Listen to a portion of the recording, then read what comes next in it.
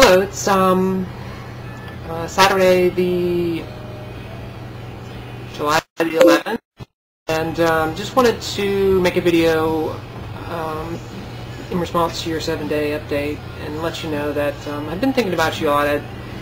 I've been watching your journey and thinking about how what you're going through, and it's certainly made me think a lot of things about my life. I'm sure, I hope that you'll post another video or kind of keep us updated every day, because I'm sure there's lots of people who are interested in what you're going through, and hopefully you're feeling better today. I've been watching your videos for a while, and I have some very interesting, I don't know, I just have some very distinct thoughts about FFS and FFS in my case, and I've always identified FFS and thoughts of FFS as a sign that I'm not doing well, that I'm not feeling good about myself or something like that, and I feel like I need to have FFS to fix things. And I've gotten into my transition with kind of the view that I would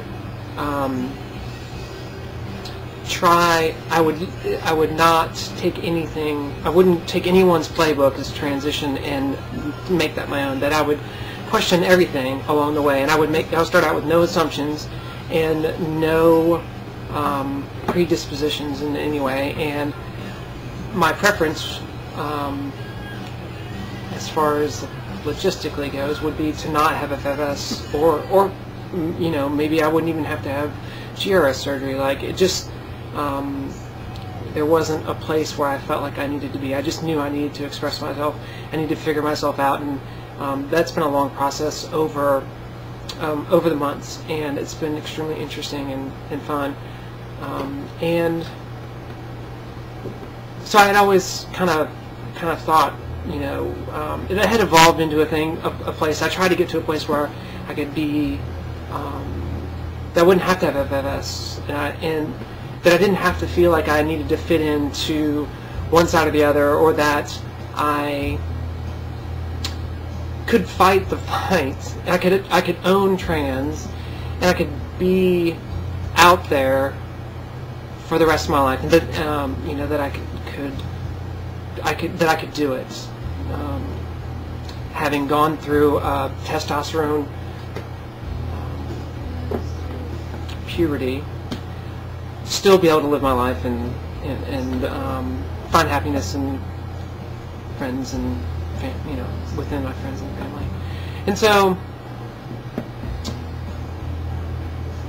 that's great in theory, of course, but usually when I start not feeling well or not feeling down, like even physically, or if I'm tired, if I don't get enough sleep, or those sorts of things, I don't feel like I have the energy to continue holding the world up on my shoulders and to go through every day owning trans and owning those things. And so I think that there's feelings. I think I'm getting more and more in touch with my feelings as I go through the transition, and so that means that sometimes I'll feel a little bit down where I might not have before, and I certainly feel happier at times than I've ever felt before, and that's just the way it is. And I think it's something, a positive change, but at the same time I'm experiencing sadness and depression that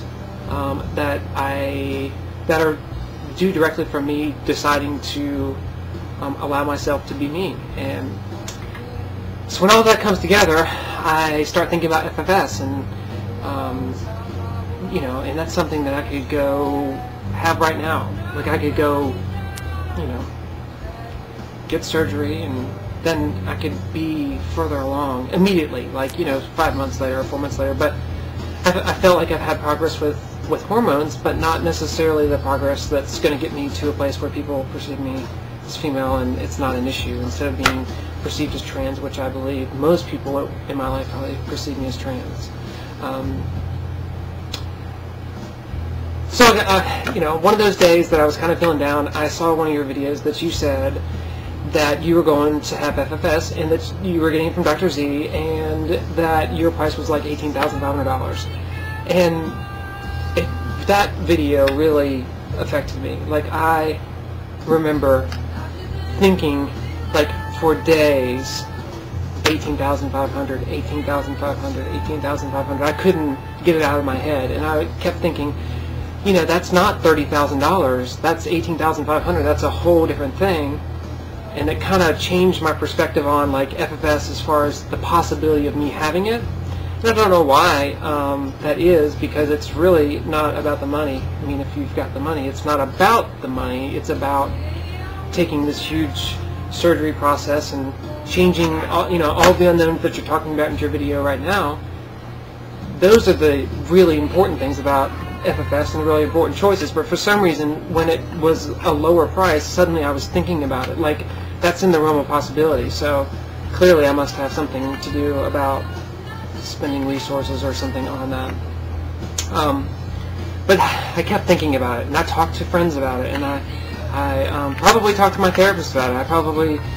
I was really thinking about FFS a lot. And I called Dr. C, and I, you know, did a consult and did all sorts of stuff, and I got a package from him and watched that, and you know, my price came back and it was different. You know, it was more. It was $26, and I don't know if it's procedural wise. I didn't go and look at all the things and compare it to what you have and what you've listed.